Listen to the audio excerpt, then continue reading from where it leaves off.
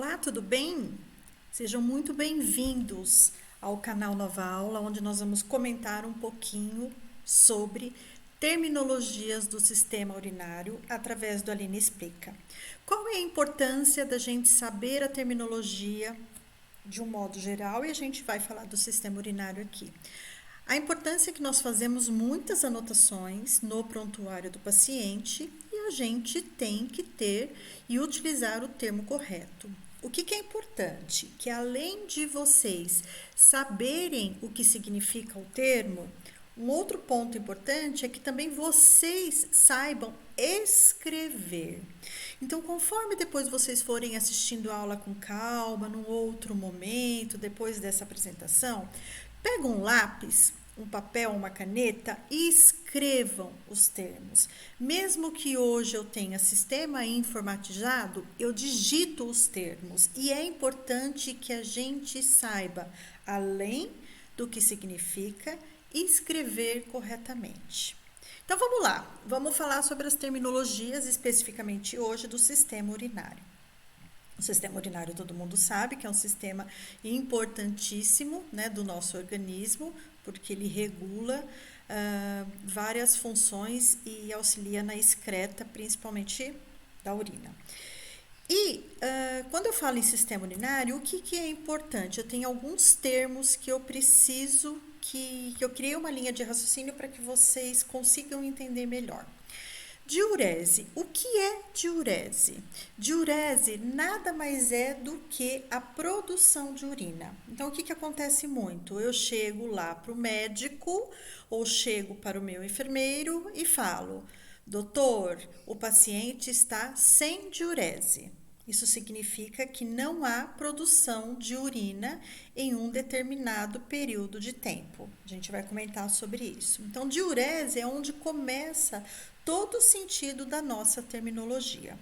Um outro termo importante é micção, né? Então, eu tenho a diurese, a produção de urina, e na sequência eu tenho a micção. O que é a micção? É o ato de urinar. É o ato de colocar esta urina para fora do organismo, tá? E aí a gente acaba escrevendo muito no prontuário do paciente, verbalizando: o paciente está com micção presente, com micção espontânea. Então, o ato de urinar dele está espontâneo. O paciente está com micção por sonda vesical de demora. E assim, nesses raciocínios que vocês lembram bem, né? Nesses termos que a gente acaba utilizando muito na prática. Vamos para o próximo termo. Então, se eu tenho diurese, eu tenho micção. E aí, essa diurese, eu tenho 3 considerações com ela dentro da terminologia. Ou a diurese está oligúrica, ou a diurese está anúrica, ou anúria, ou a diurese está poliúrica ou em poliúria. Tá? Vocês estão percebendo que aqui vai começar a aparecer, tá, a finalização de ia, ria. Isso é uma característica importante das terminologias do sistema urinário. Tudo que se refere ao sistema urinário, nós vamos terminar com ria. Tem mais termos lá para baixo depois do slide para a gente associar com isso que eu estou falando agora, tá? Então, vamos lá. Diurese, micção, podem ser oligúria, anúria e poliúria. Vamos lá. Oligúria. O que é oligúria? Oligúria nada mais é do que o volume de diurese menor ou igual a 400 ml em 24 horas. Então, quando eu fecho o meu balanço do volume de diurese do meu paciente nas últimas 24 horas, se este volume de diurese estiver menor do que 400, a gente vai chamar de oligúria. E o paciente estará oligúrico. E anúria, Aline, eu confundo tanto com anúria. Anúria é quando o volume de diurese também nas 24 horas está diminuído, mas aí é um volume menor que 100 ml. Então, eu não preciso ter ausência, né? Porque a é um prefixo de negação, óligo é um prefixo de pouco, mas a gente precisa considerar isso e traduzir em volumes para que a gente tenha uma nomenclatura organizada. Então, se eu tiver um volume de diurese menor do que 100 ml nas últimas 24 horas, este volume já está sendo considerado como anúria. E a poliúria? A poliúria é um volume de urina aumentado. Tem algumas patologias, tá, que podem desenvolver a poliúria, como também estimulação por volume de líquidos, né, intravenosos, líquidos VO e a própria introdução de alguns diuréticos. Então, o que é importante nesses três termos, tanto a ligúria, anúria e poliúria? Que eu faça o balanço desses termos, né, desse volume urinário nas últimas 24 horas para analisar como é que o paciente se apresentou. Aline, mas eu só vou fazer isso em 24 horas? Lógico que não, né? Você vai monitorando, o fechamento é feito em 24 horas, mas você vai monitorando isso constantemente, né? No seu paciente, ok? Vamos a alguns outros termos que também são importantes e estão associados. A incontinência urinária. O que é essa incontinência urinária? É a perda involuntária de urina.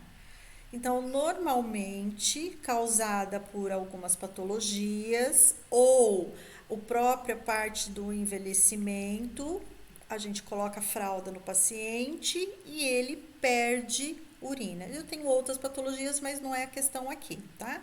Mas a incontinência urinária é a perda involuntária de urina. Isso significa que o paciente perdeu o controle, tá? O ato voluntário de urinar, ok? Vamos a um termo, mais três termos. Enurese. O que é enurese? Enurese é a micção involuntária, tá? Normalmente, esta micção involuntária, as pessoas confundem com o termo, tá, de incontinência urinária. Incontinência urinária é a perda involuntária de urina. Enurese é a micção, o ato de urinar que está contido, né, que é feito de forma involuntária. Nictúria. O que significa nictúria? Nictúria é urinar com frequência, principalmente à noite, tá? Isso pode estar associado a processos patológicos ou também pode estar associado a medicamentos, principalmente os diuréticos, quando eles são colocados administrados antes do paciente dormir, ele fica acordando várias vezes à noite para ir ao banheiro, por exemplo. Isso pode ser também chamado de nictúria. Tá? Disúria. Disúria, a gente fala de muita dor, né? Relaciona com muita dor, mas disúria nada mais é do que o desconforto ao urinar. Então, uma queimação pode ser disúria, dor pode ser disúria, o desconfortos de um modo geral. E polaciúria? Polaciúria é urinar pouca quantidade, muitas vezes por dia. Então, eu vou ao banheiro várias vezes o dia, mas eu fico fazendo no ato de urinar pouquinha liberação de urina. Eu tenho pouquinha diurese, ok? É diferente de incontinência urinária, porque incontinência urinária eu tenho a perda involuntária. Aqui eu tenho o controle da situação, só que eu vou ao banheiro e aí eu faço pouca produção de urina, ok? Hematúria. Hematúria, presença de sangue, tá? Por processos traumáticos ou não. Mas a hematúria é importante porque tem que ter um controle rigoroso. Inclusive, se o paciente tiver com sonda vesical de demora, A hematúria, né, presente na sonda e na extensão do coletor de urina, essa presença de sangue forma coágulos e esses coágulos podem obstruir a sonda, tá? Então, hematúria, presença de sangue na urina. Piúria. Piúria é a presença de pus.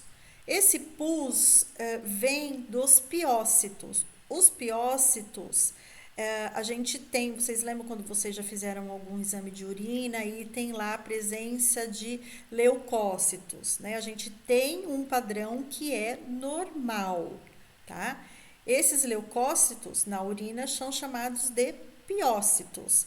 E aí, quando está muito aumentado, a gente tem a presença de pus, que aí é a piúria, assim chamado.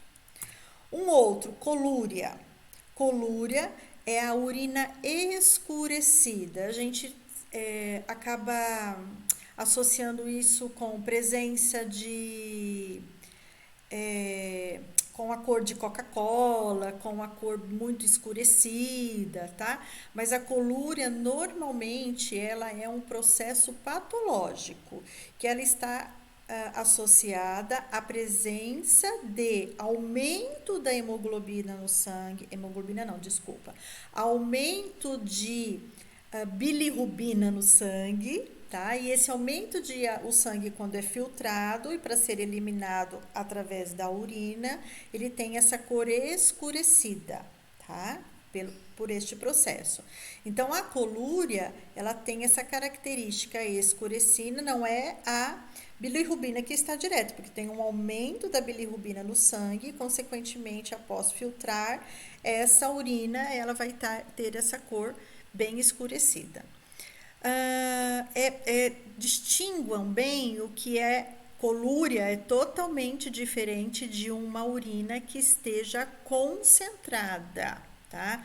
Vamos pensar num paciente desidratado, com uma urina bem concentrada, com pouca infusão de líquidos, né? A colúria é diferente a cor de uma diurese concentrada, ok?